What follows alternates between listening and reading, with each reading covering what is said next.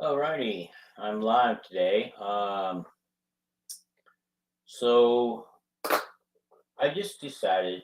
Well, before I do that, we're going to talk today about the state of college football today, the transfer portals, NIL, Caden Proctor a little bit. I got some things to say, and I didn't want to spend time writing it out and put it on Facebook somewhere. I just thought this would be a good way to do it.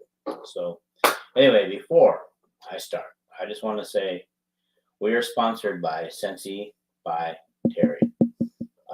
There's her website right there to go to, and you can check it out and check out her neat stuff that she's got.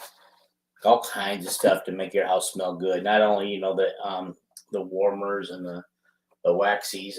She also has things you can put in your washing machine or dryers and just a lot of things to make your house smell good. Go to her website and check it out. Tell her that you're ordering. You saw the ad on here, and that you're ordering through here.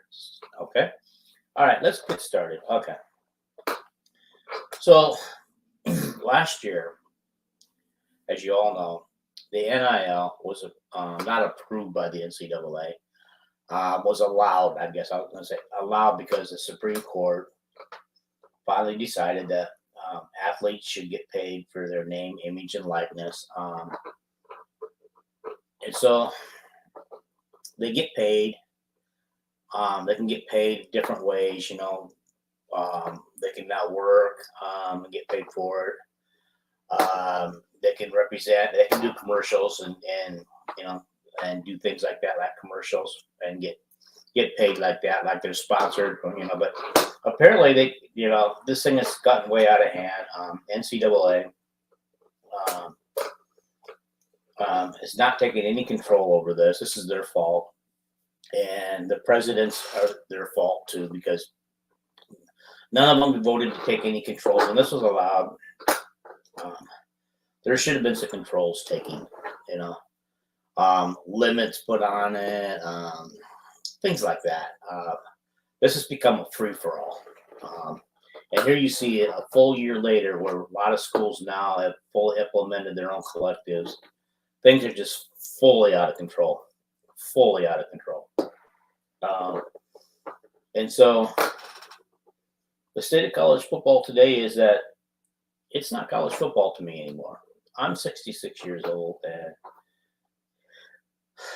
what I'm seeing now for the last few years is not college football like it used to be. How many of you guys actually miss the college football like it used to be? You go out, the coaches go out and recruit high school kids, maybe throw in a couple of junior college kids to fill some holes that they had. And then, the kids were committed to the school for anywhere from 3 to 5 years, okay, for the school, and so that was cool. And you didn't see a lot of movement. There was some always. There's always been some movement going on in college football. That always happened, but you didn't see much. Like you hear about Iowa losing. Oh, this running back was unhappy, so he's decided to leave and go. But there was always 1, 2, 3, 4 people leaving Iowa every year.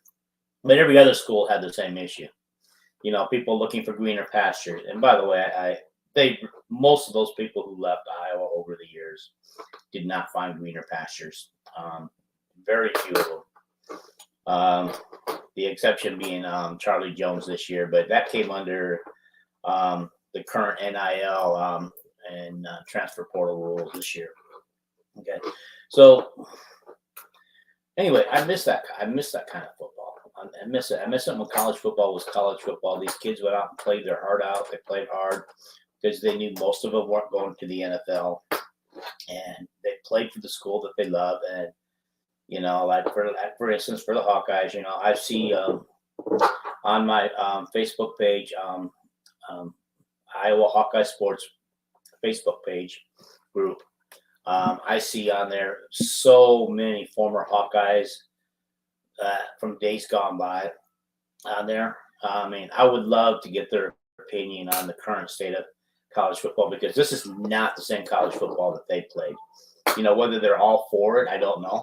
I don't really know if they're all for it. That good job for these current players because they couldn't do it when they were in school and they wish they could have, or or maybe they're disgusted by what they see. I don't know. I haven't actually talked to any of them, and I'm going to set something up to find out, their opinions and find that out because I would love to see what they think okay. So anyway, I mean, there's always college football was always about money. The school had to make money, so that's why if the coaches weren't performing and winning games, then they got fired because the school needed the revenue money. And well, usually when a team was losing and not, attendance would drop, so revenue would drop. And so nowadays it has to be instant win. You got to get out there and win now because the TV deals, the network deals, have really made this a huge money grab. For instance, the Big Ten network starts up and it does it when Big Ten still had only 11 teams. The money's getting so good, Nebraska decides they need to enter. So they get in, Nebraska gets in it, now making the Big Ten, 12 teams. Just a few years later, not too many, more than a few years later, Income, Rutgers, and Maryland. They get in on the money grab now for the Big Ten. Okay. And then in the 2024 season, UCLA and USC are going to make their appearance in the Big Ten. So now we've got the Big Ten at 16 teams. And, some of the ways I wonder how much the Big Ten network is at fault for this. Don't get me wrong. I love having the Big Ten network. And Fox is the primary owner of the Big Ten network. Don't get me wrong but it has changed the TV appearances by the teams. It has changed a lot of things. But these teams are getting paid big bucks now. And now the Big Ten has gone in and instead of the bowl system where the bowls could go in and pick the teams that they wanted. And usually they tried to pick them a little bit in order, like the pecking order. Now it is the Big Ten helps decide where the schools go, and they don't even pay attention to the pecking order anymore. There used to be this rule that a team could jump a team if they wanted to, but I don't know. I'm kind of confused on all that, But the Big Ten has gone out and then they've gone out and tied themselves to some bowl games. I wish they wouldn't have. Just because I think they're kind of stupid bowls, and and they got all these bowl games that they're tied to where we're tied to the SEC teams. Could we see a little more of Big 12, Big 12, Pac-12, ACC? Could we see a little more of matchups with those teams? That would be cool. See a little bit different competition. Kind of hard seeing the same competition year in, year out in these bowl games. But anyhow, good morning to you too, Casey. Good to see you. Merry Christmas to you too. I just miss college football the way it was once. I want it back so bad, but it'll never go back. I just the millions of dollars and everything, and and this year it just seems like because of the NIL, the way things are taking off now, it bothers me because it just seems like this year more than any other year, the NIL has caused the transfer portal to swell really big, and it makes it so easy for a player to jump ship now, and there's no commitment anymore. No commitment anymore to these teams and to the team you are. And even in, I don't want to say too much about flipping because, Iowa has lost players to flipping before to other schools, but they've also gained players too from flipping. That's part of the recruiting process. It is sad, and since Casey's bringing it up, I'll bring up this little comment on the Proctor stuff. He could still, honestly, I feel like, everybody knows what's out there. Everybody knows that he supposedly is flipping to Alabama. But I want to say a couple things about that. One, he's still listed as a Hawkeye on his Twitter account. Number two, he's going to sign Wednesday morning, tomorrow. He's invited the community and the media out to watch him sign. That gives me just a little hope that the Hawkeyes are still on the list, but I don't think so. There's evidence. David Elkhart, however say that, I think he's from 247 Sports, is reporting that that 2 nights ago, not last night, but the night before, Caden Proctor told the coaches via text, I guess I heard, not called, that he was decommitting from Iowa. Didn't say where he was going or anything. And then yesterday, there was evidence presented by my one of my co-hosts on here, the show, Jason, Coach Hackwell, as most of you guys know him, that he found a link that showed a whole bunch of Iowa coaches unfollowing Caden Proctor. And I think that says a lot right there, too. I have a little hope, but I don't have that too much hope, that Caden will be a Hawkeye. I think he's going to Alabama or possibly Oregon, because, you guys remember Oregon was in the deal 2 weeks ago. So he may end up going to Alabama or Oregon. I don't know. He could, guys. I mean, unless the coaches are just like, don't come back and talk to us when things don't go your way. I think they'd be foolish to do that. But he could take the money, sit on the bench this year at Alabama. Alabama's so deep with talent. I don't see how he gets much of any playing time this year, because there are just as many guards on that offensive line, guards on that team that are just as good, if not better than him. And so I would say that if he does, he's going to actually end up playing, very little his first year. So he takes the money, and then he comes to Iowa next year. He jumps in the transfer portal and comes back to Iowa saying, "Hey, Iowa, I'm available now. I got my money. I didn't play. I know I can play right away for you guys. Will you take me back?" Would Coach Ferentz be so petty as not to say, "Hey, no, I don't want you back," if he comes back next year? Oliver Martin did it, and they let him back, but I think they punished him when he came back. As you guys can tell, I'm going to use this as an example. Oliver Martin realized he made a mistake when he went to Michigan, so he comes back to Iowa the second year. But Iowa doesn't use him very much at all, and he's a wide receiver. Doesn't throw him much, doesn't target him much. Has many games where he doesn't do much of anything in the games, and so at the end of the season he leaves. It was that Iowa's way of punishing Oliver Martin, where you should have listened to us the first time, thinking that they had this guy locked up for the next 3 years. No, don't. In this day and age, you piss off a college football player, they're gone. They're out of here. And that's what happened with Martin. I mean, he left for Nebraska, and now, to his credit, he stuck out in Nebraska. I mean, he hasn't been he has done some good things for Nebraska. He hasn't been light the world on fire for Nebraska, but also Nebraska hasn't been a team to light the fire for anybody lately. So, but hard telling, I think Brian Ferentz and Kirk Ferentz are unforgiving, and would they take him back? They'd be foolish not to, but again, I think they'd find a way to punish him for making the decision he did, the way he did it. I mean, if this is true, if everything is true, this is kind of sad that in this day and age, a player can flip and not tell his coaches until 2 days before signing day, because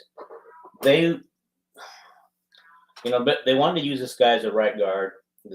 He's going to be a right guard, and he was going to get, whether he started or not, he was going to get substantial playing time his first year, and maybe build into the starting role as the season goes on.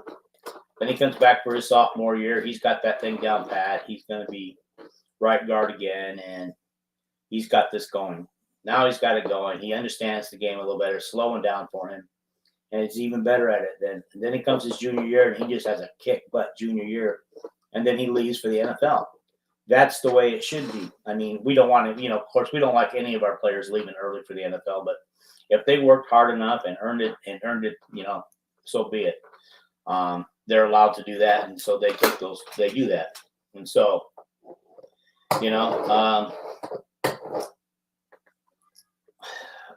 the example I could use on that is AJ Epineza, who had sparingly playing time freshman year, and his sophomore year he was used mainly on third down situations as a pass rusher, and then they just kind of turned him loose his junior year, and then he went on and went on to the NFL after his junior year.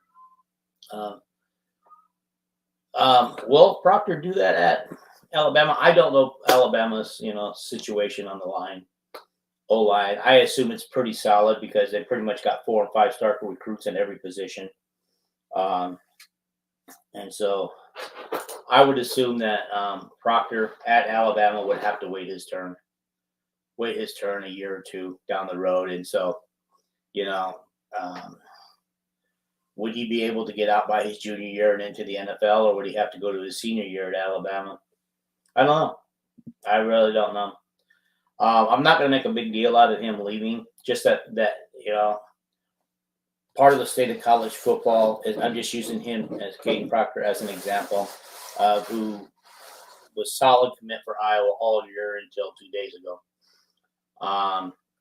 And he still might end up, guys, but I think the evidence leans more toward not than that he will be back.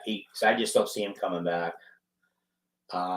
Or not coming back to Iowa, but staying with Iowa at this point. But gosh, that would be certainly nice and a relief to the state of Iowa if he did. But if he didn't, I would like to tell you guys right here and right now, please don't put any negative comments about him. On him. Just wish him well. Wish him well. He's still an Iowan. And he's making a decision that he thinks is best for him. But I know you guys have heard that. But honestly, I think his mother's making a decision that's best for her. And from everything I'm reading, she's quite the person. And so I don't know much about the mother myself, but I've been reading a lot of things and understanding that she may be the driving force behind him going to Alabama if he goes. So if that happens, we have a parent that, didn't allow her child to make a decision on his own, where he'd be happy. And so that's all I can say, because I don't really know all the inside details. I'm just going by what people have been posting all week on the message boards, Twitter and Facebook and as such. But but please don't put anything negative to the kid on there. It's not helping the situation. If you post anything negative to him or on this feed or anything, let's just wish him well. Let's wish him well, and maybe he comes back. Maybe he comes back to the Hawkeyes next year. Okay, that's that's the best that we can do, I think, at this point. Is hope that he jumps in the transfer portal and comes back next year. And let's don't burn our bridges with the kid by being so negative and rude to him. Okay. So, all right, let's move on from that though, but this is just I just wanted to point this out, that this is just a current example that's got everybody up in arms, that has people going crazy. But this is still a situation with college football. The NIL money has gotten so bad that these people don't even have to earn it anymore. They just show up at college, and the boosters have found money now. This is the way it used to be done under the table, guys, when it was still cheap, when it was still called cheating. Boosters show up, hey, come here, we're going to find you $2 million this year. You can have $2 million and go for it. Yeah. And so now they take it.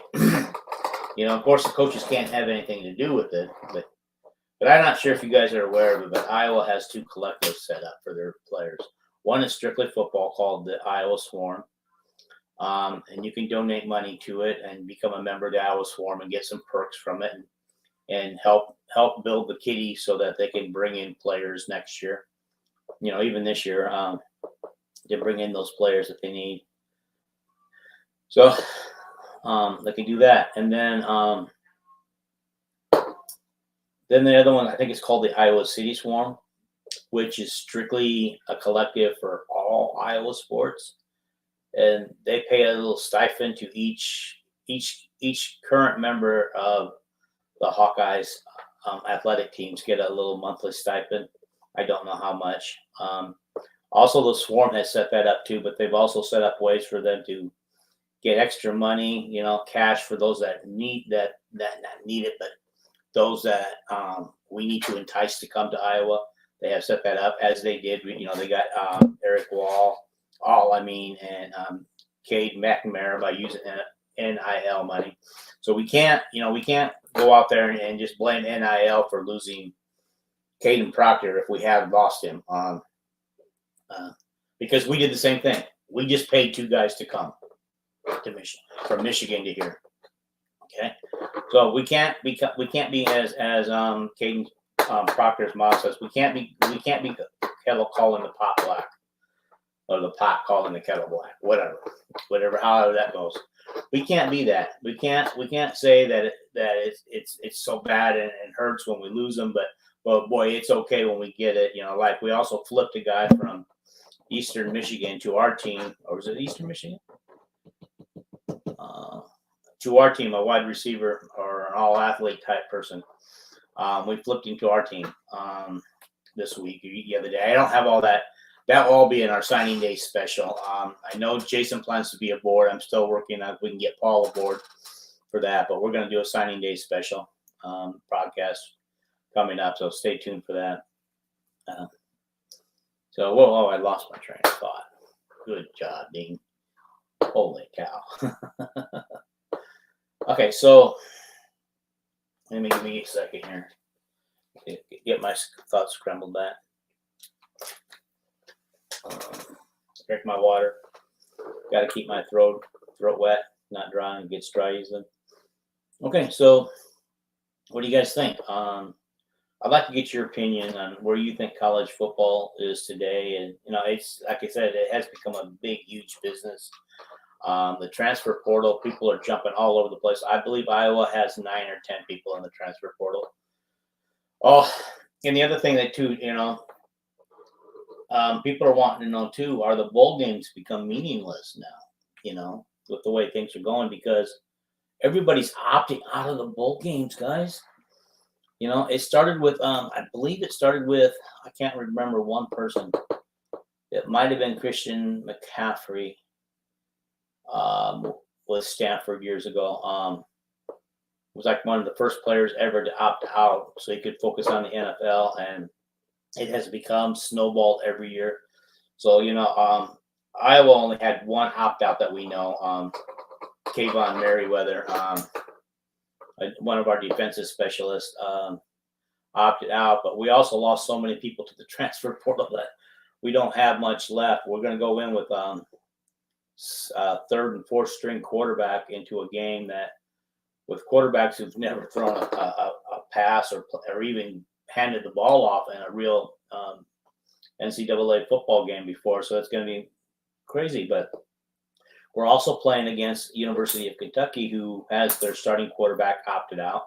I think their number 1 running back is opted out. And from what I hear, maybe a couple other people may have opted out too. So,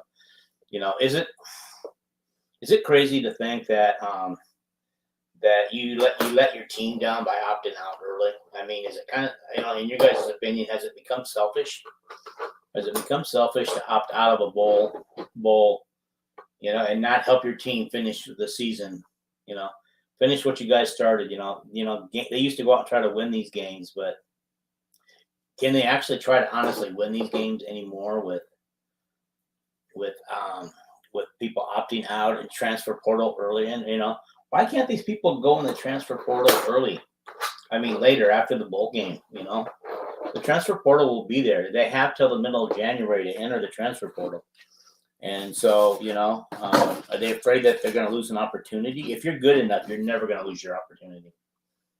Okay, why not stick with the teams that you're with and just help them win a bowl game? I mean, right now, from what I know about Kentucky and Iowa, I'm going to give that game Iowa has a 50-50 chance to win that game. I believe, and I think both offenses should be not firing too much, so that might be one of a typical Iowa game, 17-10, 17-9, somewhere in there, when it's all said and done, or like last year's game when Kentucky won 20-17. But yeah, so I didn't put it in the headlines, but bowl games are they even relevant anymore? And what about when the playoffs expand next year to 12 teams? Is that even relevant anymore? Does that make the bowl games even less relevant? And if in order to want to be the 12 teams, if you end up losing 3 games, like in the first part of the season, is your season basically over? What's the point of trying to win games after that? Because you're not going to make the 12-team playoff by that point. You're not going to be one of the top 12 teams, and so and so I don't know. So I don't know. It's just kind of crazy, that the way things have gone lately, and it's just not the football that we knew and loved when we were growing up. And we're not even going to touch on what can happen with basketball at this point. Right now, that we're still dealing with the fallout from the football, and hopefully basketball learns something from the fallout of what's going on with football. But this is crazy. And how many of these transfer portal people are not going to find homes? And how many of these transfer portal people will opt back to their original school if they don't find homes? I don't know how many of Iowa's people that put in the transfer portal, how many have actually found new homes to go to. And so some of them, I don't know how many have. I know that Keegan Johnson has found a home. And I don't remember who else has found a home. But I haven't heard too many of what's going on with those guys. But then again, I'm focused on who Iowa's trying to get. Who is Iowa working on in the transfer portal now? We've got 3 guys from the transfer portal now, or is it just 2 so far? I don't know. But I'm slowly watching the guys that they're going after, committing to other teams now. And so, has Iowa's inept offense this year really, really hurt their recruiting this year? I would say yes, more than I thought it would. I didn't think it would, because some of the people they're recruiting, that they can recruit to say, hey, we're changing the offense.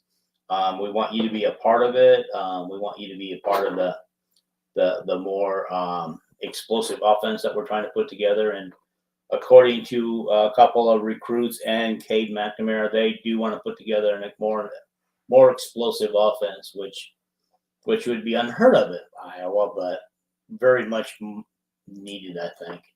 Who says you can't have an explosive offense and elite defense at the same time? Georgia does it. Okay. I don't know how much else. I know I've been kind of rambling from here and there, and don't know how much else I want to really say. But I really appreciate the comments that you guys have said today, and those that are watching live, and those that will be watching non-live later. So I just thank you guys. Please like, subscribe to the YouTube channel. Subscribe and like and share the videos. Get them in front of more people. I share them all over the place, but guys, you got friends and stuff out there that I don't have, that you can, and people you can share to. Please share it. Share these videos and help us get to where we need to go. I mean, we're over 200 now. I'm pushing for the next goal of 300 and on my way to an overall goal of 1,000.